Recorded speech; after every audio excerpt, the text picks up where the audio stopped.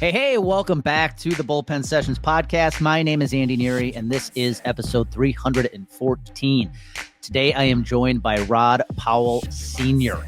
Rod has established himself as a distinguished and highly respected professional in the insurance and financial services industry. Currently, he serves as the agency principal of Encore Insurance Group in Chesterfield, Virginia. He oversees a full-service firm offering solutions in property, casualty, benefits, and life insurance. Beyond his professional achievements, Rod is a celebrated author with 3 notable books to his name: You Should Get a License, Black Pioneers of the American Insurance Industry, and the recent follow-up, Black Innovators of the American Insurance Industry. His influence extends across the industry as a thought leader, featured in podcasts and publications like Independent Agency Magazine, AM Best, Insurance Journal, the Near and Far podcast, and the Insurance Nerd. He also hosts the popular You Should Get a License podcast, which highlights other professionals and explores career paths within the insurance industry. I wanted to have Rod on because this man has one heck of a YouTube channel. If you don't follow it today, I highly suggest you go check it out. The You Should Get a License YouTube channel is exploding with over 10,000 subscribers. So in this episode, you're going to learn why video content is important and how you can use a YouTube channel to grow your business. I wanted to do a deep dive with Rod on all things YouTube. Heck, he even helped me out with my own channel. So if you have been thinking about diving in the video content game, you're still sitting on the sideline, or heck, maybe you're just trying to start a YouTube channel, this is a podcast episode you're not going to want to miss. Rod Powell Sr. Here we go. Rod Powell Sr., welcome to Bullpen Sessions, my friend. Andy, thank you for having me, man. Pleasure to be here. You know, I know that we just actually met not that long ago, and I was really intrigued by your story. And so that's why I wanted to have you on the Bullpen Sessions podcast. So thank you for joining. You are an advocate, an educator, also the founder of Encore Insurance Group. You got a tremendous YouTube channel that we're going to talk about today. If you're tuning in right now, the channel is called You Should Get a License. So you're doing some really cool things with that show as well. So I just want to dive into a lot of avenues with you, Rod, especially the YouTube channel and what you've done to create that kind of growth in the insurance industry as well. So really excited for this conversation. So I'm going to ask you a question I ask everybody who's on the show. The industry at large often finds us, yes, right? None of us really get into the industry by design. How did you find yourself getting into the insurance industry? Man, it's a really cool story that I enjoy sharing. My background is in the entertainment industry. I never thought that I would be in the insurance or financial services industry. From the time I was 13 years old, I thought I was going to be an R&B superstar. I heard Jodeci's, Forever My Lady. I was like, that's what I'm doing for the rest of my life, and for 20 years, essentially from the time I was 13 up until, my early 30s, that's really where my focus was. It was on music. It was on entertainment. I started a music publishing company at 18, started a independent label shortly thereafter, was able to travel internationally, get overseas to the UK, had distribution agreements internationally all over the world. Went to France, toured, all over and all across the United States as well. Had projects chart on Billboard, had music, place, and film and TV, had an amazing time in that industry.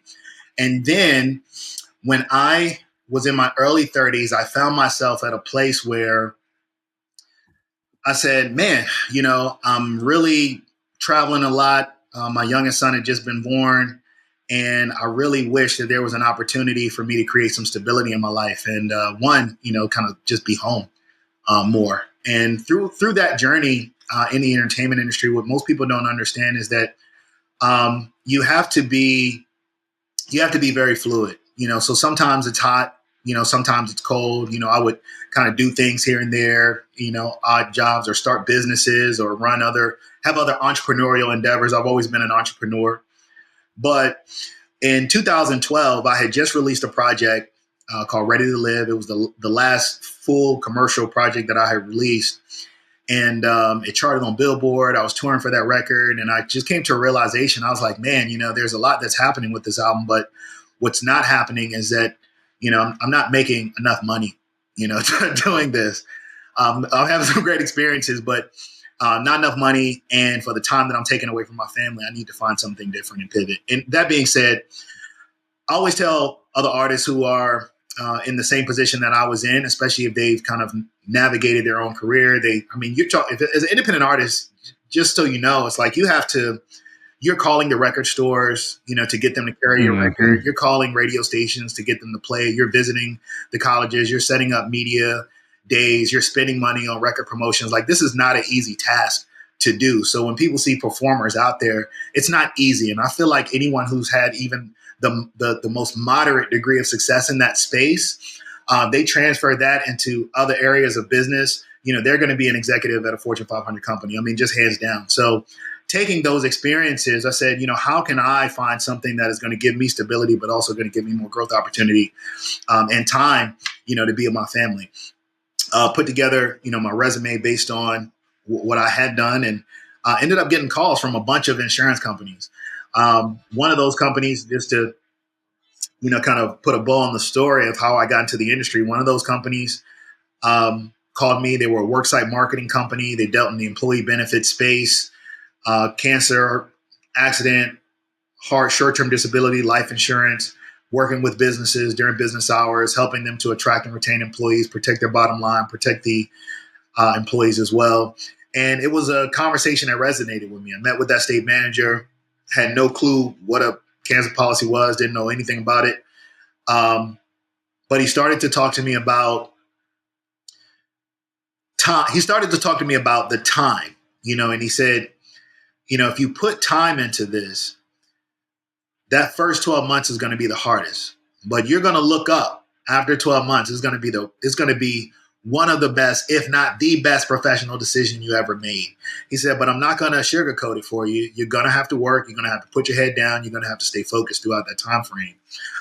I said, hey, if it's humanly possible for someone to be successful, I feel like I could be successful at it. So I'm going to go ahead and give it a go. Jumped in, it was 100% commission at the time, and stepped into it as an agent thinking it would be something part-time while I'm still, doing my music interests and things of that nature.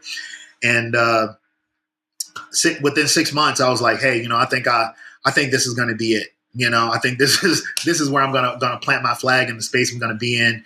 And here we are, near 13 years later, still in that space, still having amazing experiences, still learning. I've met some great friends, mentors, partners along the way, and just fortunate for the opportunity to be in this space. Yeah, it is for me. It's now all starting to make sense. The YouTube channel, it probably comes naturally to you being an entertainer at heart. But I am curious, Rod, when you were an independent artist selling yourself, which, as you shared, is not easy. I'm curious to know, how much did that part of your career, because let's face it, you were an entrepreneur, you were selling yourself. Nobody else was going to do it for you. Like you said, you were calling the record stores. You were doing everything to pitch yourself to everybody else. How much of an impact did that have on your ability to come into the insurance industry and succeed at sales, because you were having to sell yourself all along while you were in the independent, being an independent artist? Andy, look, I sold 10,000 albums by myself, essentially, with people who are around me. And that's not a lot in the grand spectrum. And I'm talking about on the first project that I put out independently. I had help. First of all, in sales, what most people have to understand, and I think the good ones do, is that it doesn't matter the product that you're offering. At the end of the day, we're in the people business. So you have to be able to make connections first. I didn't have successes because I was the greatest performer or the greatest, musician, or had the greatest records. Although, my stuff was good. I feel like it was really good. It was because of relationships that have been established. People like me and I like them, and I had good friendships, and they were willing to, to help me out, or even look at me in some cases over, someone else who they didn't know, or who maybe kind of put a bad taste in their mouth. And I think that's the core, core of any business is understanding that we're in a people business, building those relationships. And then, when you build those relationships and you get those opportunities, make good on them, show people that, you're not going to let them down and that their opinion and thoughts of you were well warranted. I've heard this said before from others that have had a lot of success in sales that came from, maybe it was an artist background in music or acting, you name it. In those businesses, when you're told no, you're often told no because of your talent, right? Your looks, your ability, your singing, whatever it might be. In our industry, you're often told no, but it's not necessarily personal, right? But I've heard it from a lot of people who were in acting or a recording artist who were told no, and it was personal, that it helped them have a lot of success in the world of sales because you're just not as afraid of the no as other people might be just because you heard no so many times. Would you find that to be the case coming from music, coming from being a recording artist? I think that's a great assessment. I mean, I'll go even further is, being in that world, it increases your risk tolerance almost to a fault, where the things that would intimidate or scare most people just don't scare you.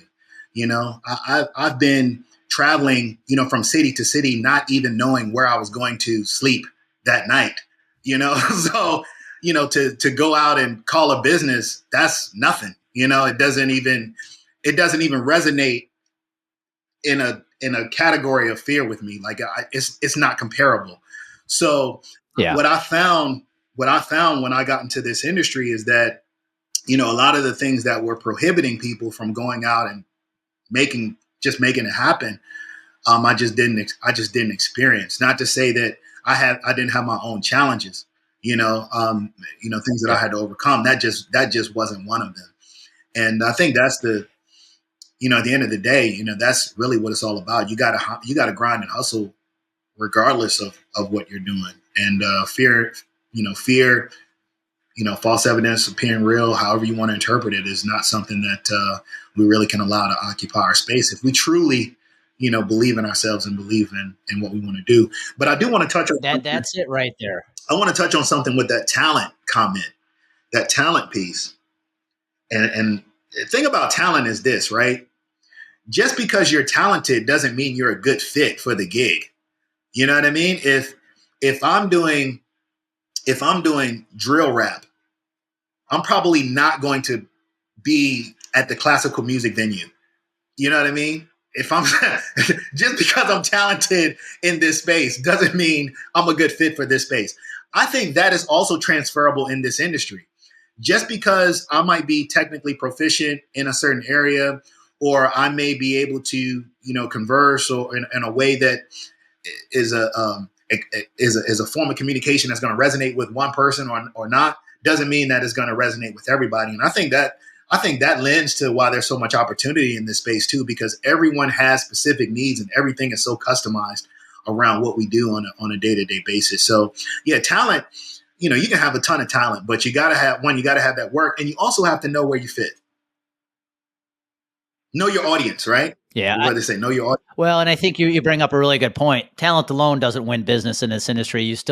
People still have to resonate with you. We do business with people like us. So just because you're talented and knowledgeable in the art of insurance does not mean you're going to be a fit for everybody, nor does it mean you're going to beat every competitor of yours. It's not just a knowledge game. It's how are you building awareness, brand awareness, which is something you've done a really good job with. And how are you resonating with the right prospects? You go back to your assessment of, being a recording artist and having to promote yourself. One of the reasons I see a lot of producers in this industry fail, and it was the case for me early in my career, is they do take every no so personally. And the reality is most no's in our game isn't so much a cut on that individual. Mm-hmm.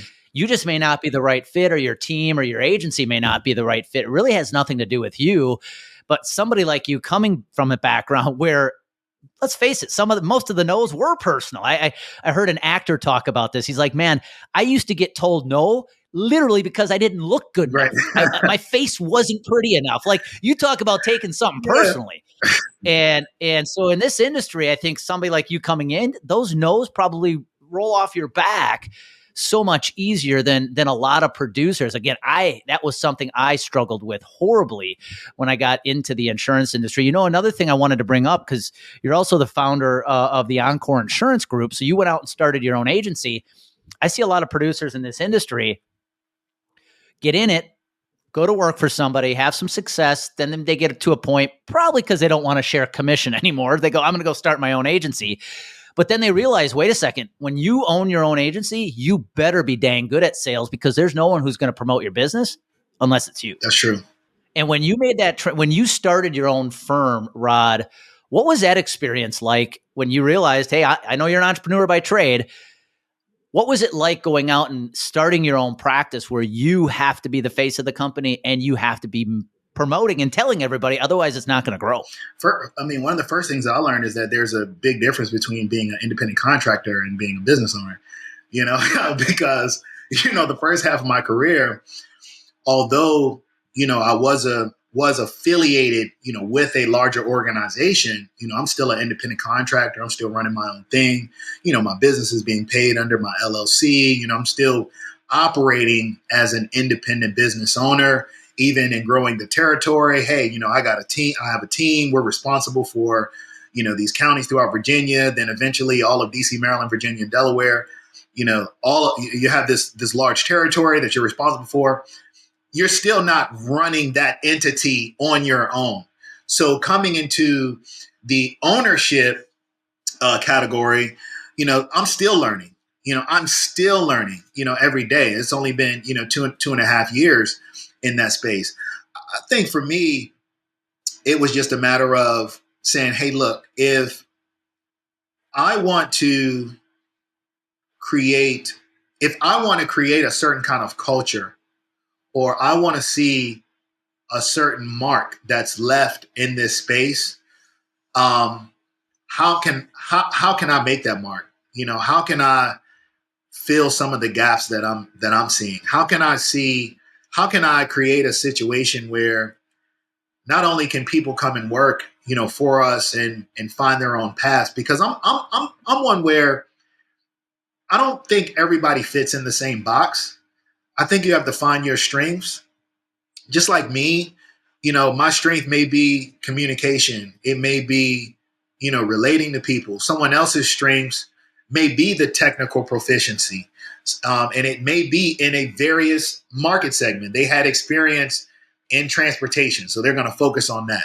Or they had experience in education, they're going to focus on that. Or they had experience in federal government, post office, they're going to focus on that. Whereas you try to push them into some other environment, they may not succeed. That's really what the agency was all about. It was about to kind of to create that environment. And then from a client focused perspective, it was to say, hey, for the businesses that I know are out there that have questions but aren't necessarily being educated, where's their resource? Who can they go to? And not only that, but who can they go to that has experienced some of the same pains or is experiencing some of the same pains that they're dealing with on a day-to-day basis? It's very hard for a large publicly traded company to tell a small business, hey, I understand your pain, because you probably don't, but if you do have someone who is trying to make the same payroll that you're trying to make, who's keeping things in order the same way. And let me share with you some of the things that, one, have worked for us and also have worked for some of the people that we've worked with in your space. Let me share with you what we've learned working for some of these larger organizations and what they're doing that are continuing to help scale their organization. So once again, at the end of the day, with Encore, it was all about being a resource. Our slogan is, we give you more. So we want to give you more resources, more support. We don't want you to have a business because you decided that you wanted to buy or own a job. We want you to be able to have a business that you can run, scale, exit from in however many years you determine, or perpetuate it to your family, whatever your mission and objective is. But you may start as a small business with us, but we don't want you to stay that way. That's the goal. All right. So I got to ask, Encore, did that have anything to do with the tie back to being a recording artist? Because, as a musician, you want that encore performance. Was there a tie there? Nah, actually it wasn't. Okay. It wasn't. Well, let's say there is. Let's just, from now on, that's your time. No, I love it. Keep going. Keep going. No, I'll say that, I mean, Jay-Z had that song Encore, right? So obviously, you think of the name, you think of that song Encore, Do You Want More, So, maybe there was a thought of that song, but it wasn't a thought of, kind of performing from my perspective. It was just me and, the partner who I initially started the company with. We said, hey, Encore, there was another, a different kind of business, that shared that name, and the name just felt appropriate for, the mission and what we wanted to do inside of, this entity. And that's where it came from. Well, it's something you said, Rod, a couple of minutes ago. I think you and I agree upon. When you were at more of the larger publicly traded company, there's little flexibility for any kind of personal brand, right? I think a lot of the large firms often tend to have the just sell our logo mentality. And I think one thing you understand well, especially with your previous career, is personal brand matters. And if you're going to bring a team on, you're going to bring producers on, one of the best things you can do today is let them lean into their own unique abilities, their brands, because at the end of the day, businesses are going to hire them because of them, not necessarily the logo they work for. Period. And I heard this from a peer of mine who has grown a very successful agency. He said, agencies need to understand they're renting the brand of the producer. The producer's not renting their logo. Yeah. And I think the more you build that kind of culture, you're just letting every producer in your organization thrive and show up as themselves, which I think is very important. Do you agree with that? Absolutely. 100%. Let your light shine. Yeah. Well, one thing I want to talk to you about today, man, and I got to admit, I'm a little jealous. YouTube. Yeah. You've got what I would say is a very successful YouTube channel. Now, I am curious. We're going to get into some tactics if you don't mind. Sure. The name of your YouTube channel, for those listening, you got to go check this out, is You Should Get a License. That's right. And what I'm a little jealous of is you have over 10,000 subscribers, which is phenomenal. I will admit our channel, Complete Game Consulting, is growing at a snail's pace, and it's frustrating. But my first question for you, we're going to get into video and YouTube and why that's important. But what was behind starting a channel called You Should Get a License, which is more directed at insurance agents than businesses who you're selling insurance to? What was the thought behind that? You Should Get a License was really birthed out of 2020, out of the pandemic. It was a time where, we weren't really getting out in the field. I still was, running and leading a team, and still attempting to build a team, through the pandemic as well.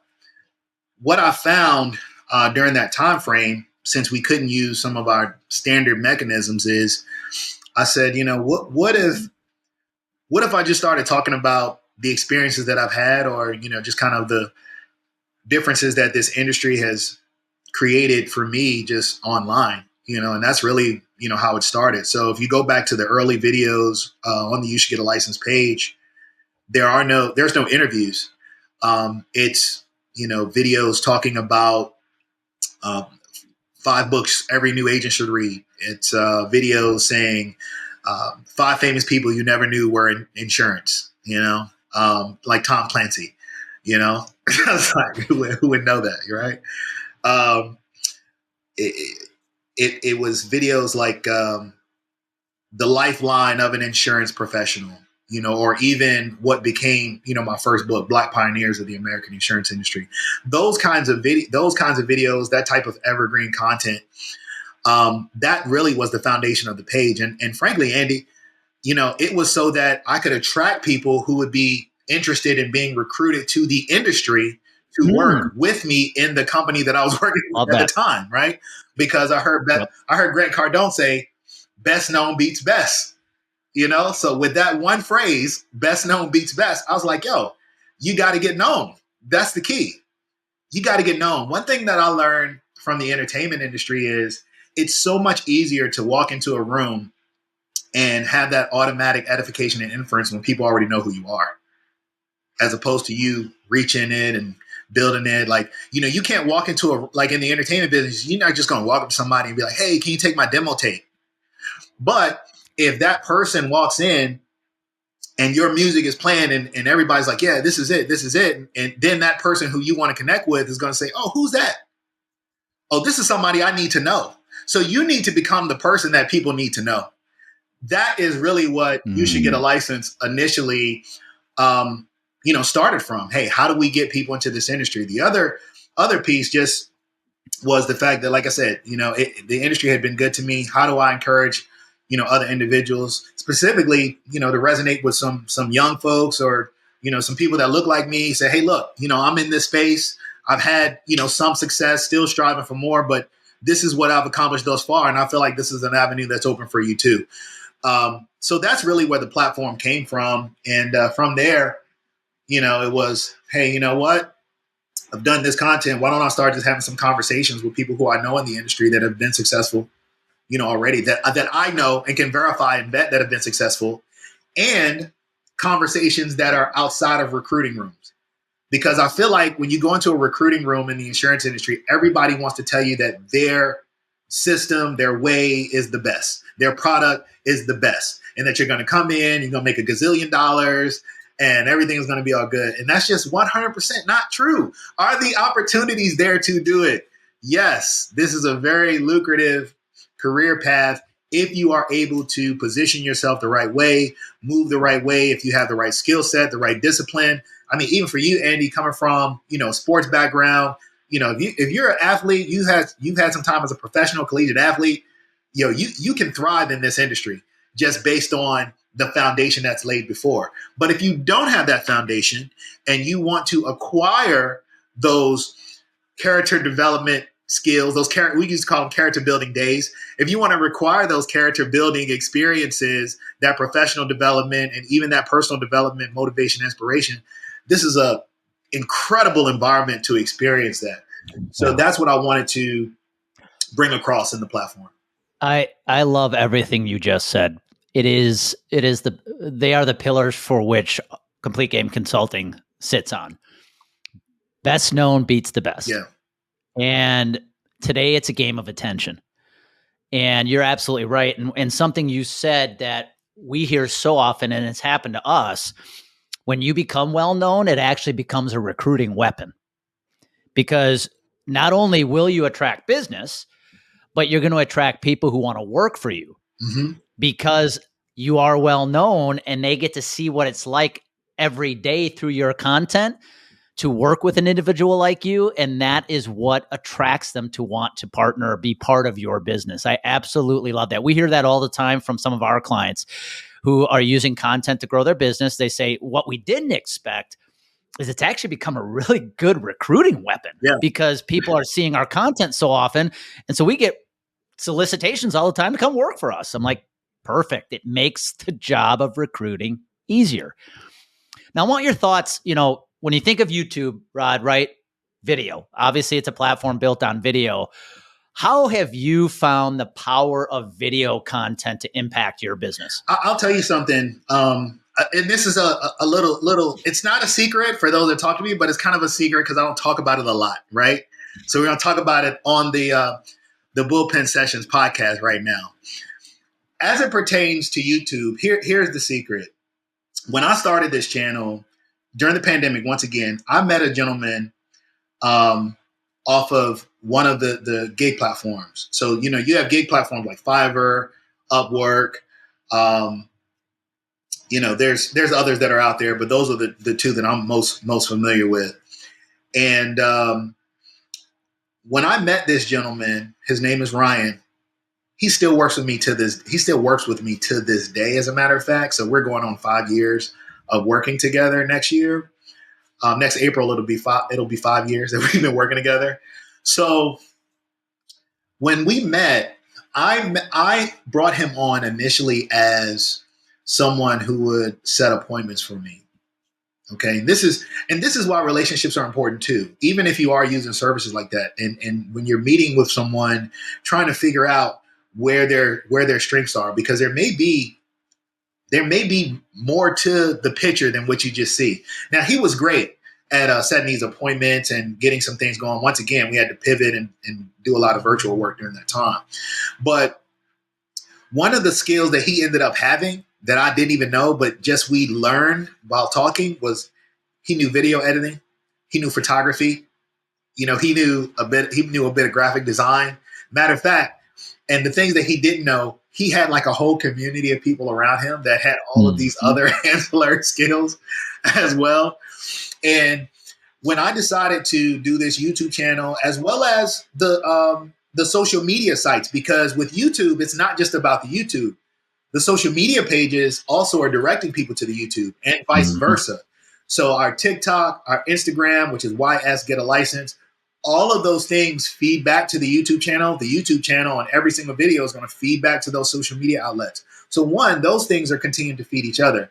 But working with Ryan, he gave me the freedom to be able to record the content and then have someone who could help me, with time, editing, putting it up, crafting, thumbnails, titles, hey, tag it this way, post it this way. All of these things he was able to assist me with. And now we actually do that, for other people too, just to kind of help them kind of streamline their content with our agency within my agency for those that need that service. But with that page, it was a combination of one, making sure that we were consistent in the content, always making sure it comes up, because you got two missions on YouTube. The way that you're going to get subscribers is you're going to get views and you got to get engagement. Views and engagement, like those are the two keys. So one, having him to take care of just the foundation of making sure that we had the content. And then I ended up finding, some other individuals who specialize in SEO. Now, when we think about SEO, search engine optimization, in many cases, we're thinking about Google search engine optimization and how do we drive traffic to our web pages. But YouTube works on the same principle of search engine optimization with its keywords, with its tags, with how you position those titles and how you make those titles. That's going to push your videos up to the top of the search, depending around how you position that. Give you an example. If you had a title that said "Successful Insurance Professional Speaks," that's different than "7-Figure Agency Owner Secrets." You know what I mean? Like these are gonna resonate differently. When folks are doing their searches, because a lot of times, if someone's on YouTube and they're an entrepreneur and they're looking at business, they might be searching how to be a millionaire. How do I make money in 2024? Most successful industries, best entrepreneur opportunities. So when you're looking at what people are looking at, then it helps you to kind of craft your tags to be attractive to the people that are looking for what you are looking for. The other thing to keep in mind is that, YouTube is a global platform.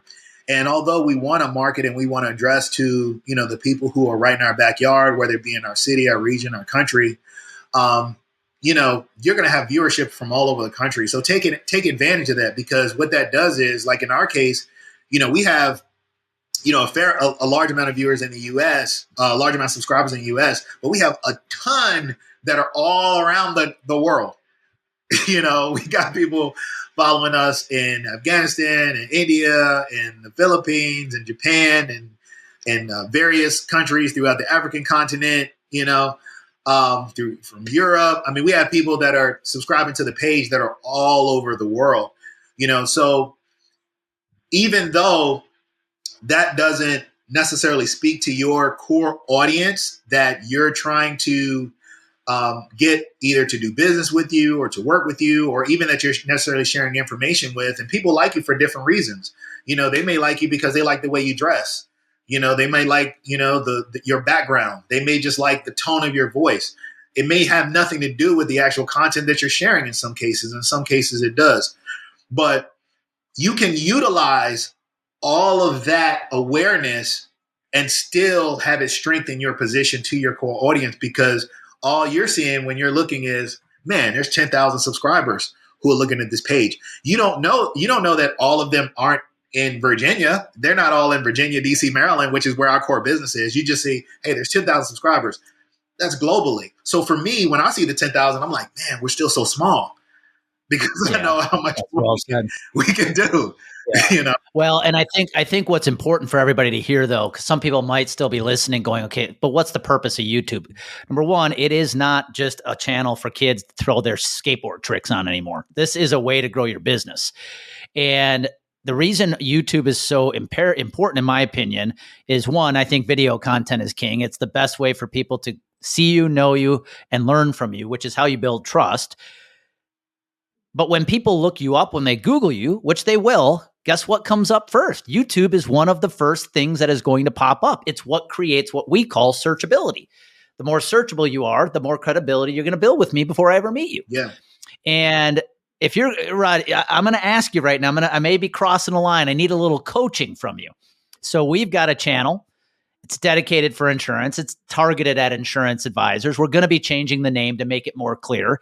But I feel like our channel, for as many videos as we pump out, is growing at a snail's pace. Yeah. Honestly, it's frustrating. You still don't believe 10,200 subscribers is all that big, dude. Your chapter's beyond me right now.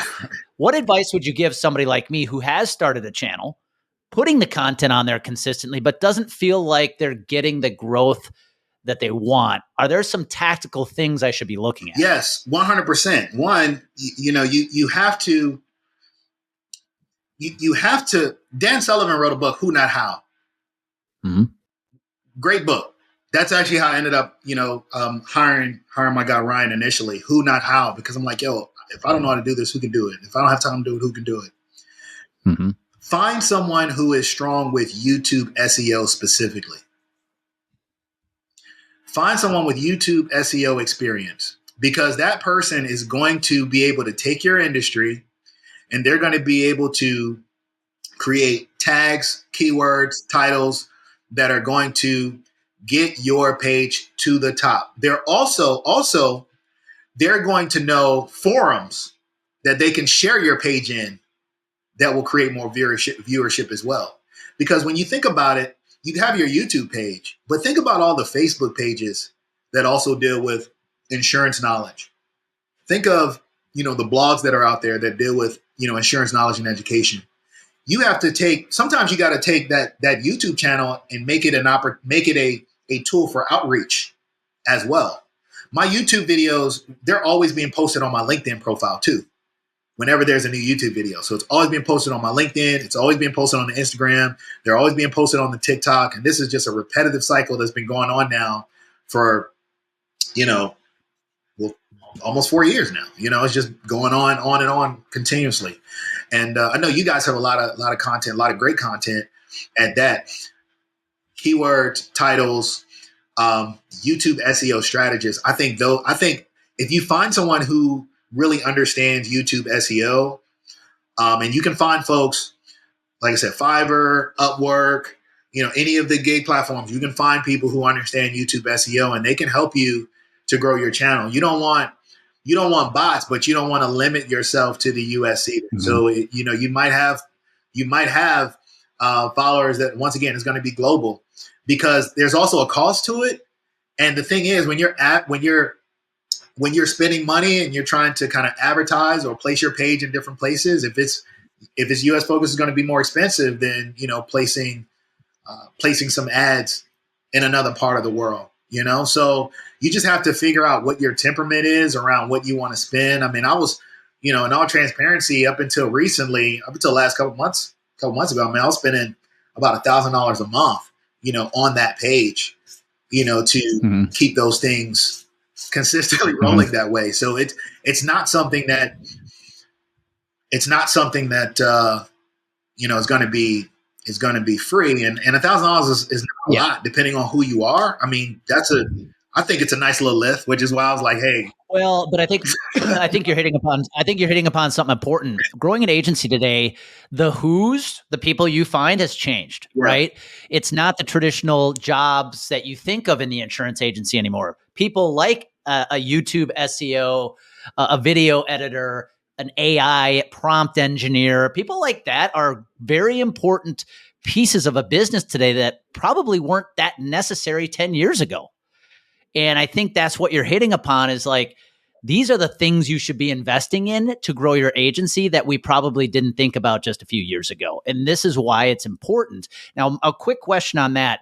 Would you recommend that the SEO, the person who knows YouTube SEO, are they often different than the person who's actually editing your videos? Yes. Okay. Because you're going to have, first of all, you need to make sure that your content is quality, right? Yep. So once you have quality content, then it's about making sure that that content gets seen. Yep. Right. So the editor, the designer, that person is making sure the content is quality. But the person who's working on your SEO strategies, their job is to make sure your video gets seen and to get it out to as many. And think of them as like they're almost like publicists, for your channel, because not only are they helping to define what those terms would be, but they're also, once again, posting in other areas. They're taking your word and going out and being the messenger, for your channel. And if you can establish that over a consistent basis, then you'll see your page growing really quickly. And it's interesting because I hear people saying things like, yeah, I can show somebody how to grow their YouTube channel, but they don't actually show it. Like they don't talk about it, like what it is. I'm telling you, like what it is. Go find somebody that does SEO. This is why I love this. This is a little YouTube masterclass, and this is why I wanted to have you on. 2 more questions, man, and then I'll let you roll. This has been phenomenal. Thank you. Sure. If somebody's listening, because I think we still get a lot of people in the industry that are hearing me say it all the time, content. You need to lean into this. This has to be part of your strategy, but they're still sitting on the sidelines and they're caught up in fear, whether that's fear of judgment, comparison, failure, whatever it is. If we have somebody listening in that is still on the sidelines going, man, I know I should be doing content. I don't know where to get started. What advice would you give them? Because you have definitely leaned into the content game. Just do it, man. Just do it. I mean, your destiny is waiting on you. That's really what it boils down to. Every day you wait is a day too late. Go look at the early videos. Mic drop. Go look at the early videos on my channel. Like, oh, dude, I look at my first videos and I shrug. I cringe. Good, but guess what? Who cares? Yep. Who cares? Yep. Well said. Well, man, this has been phenomenal. If somebody is listening in and they need to get to know you more, what's the easiest ways to reach out to you and connect with you? Hey, first, social is always great. If you're on LinkedIn and you keep it professional, it's Rod Powell. It's JARRARD Powell Sr. Because my son is on there too, but he doesn't use Rod. So you can find me on LinkedIn. If you're on the socials, at every social, personally, I'm going to be at the Rod Powell on every social media platform, at the Rod Powell. And for the You Should Get a License platform, it's at YS Get a License on every platform. IG, TikTok, Threads, YouTube, YS Get a License. Rod Powell Sr., everybody. Rod, this was awesome. Thank you. Andy, thank you so much for the opportunity, man. Appreciate you. If you just listen to this and you aren't running to start a new YouTube channel, I hope you do after listening to this episode. YouTube is a great tool for you to grow your business. It makes you extremely searchable. And please take Rod's words of wisdom. Just get started. Don't overthink it. Don't live in fear. Just start putting content out. And best known beats the best. So that's why content matters. Be good, guys. Andy, on those YouTube searches, you do have to turn that on your YouTube channel so that it will appear in the Google searches. Awesome. Great advice. All right, everybody. Have a good weekend. Hey, thank you. That's all we got for today's episode of the Bullpen Sessions podcast. One thing that would really help us both and other new potential listeners is for you to rate this show and leave a comment in iTunes, Stitcher, or wherever you tune in to listen to the show. Also, make sure to link up with us at CompleteGameConsulting.com on social media. And please share this podcast with anyone who you think might enjoy it. Until next time, remember, clarity creates confidence. Confidence creates consistency. Consistency makes you unstoppable.